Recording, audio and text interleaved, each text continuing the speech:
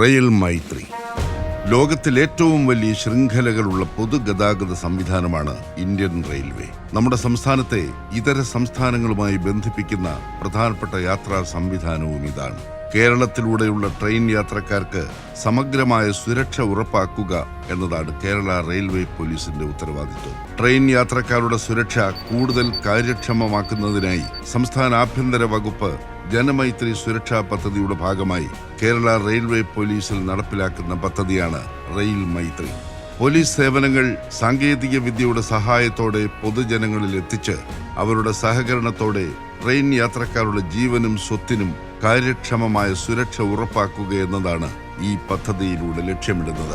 Railway പോലീസിന്റെ കാര്യക്ഷമമായ കർത്തവ്യ നിർവഹണവും കേരള പോലീസിന്റെ ഔദ്യോഗിക ആപ്ലിക്കേഷനായ പോൾ ആപ്പിലൂടെ ലഭ്യമാക്കുന്ന റെയിൽ മൈത്രി സേവനങ്ങളും തത്സമയം നിരീക്ഷിച്ച് അനന്തര നടപടികൾ സ്വീകരിക്കാൻ സാധിക്കുന്ന രീതിയിലാണ് റെയിൽ മൈത്രി ആപ്ലിക്കേഷൻ രൂപകൽപ്പന ചെയ്തിരിക്കുന്നത്.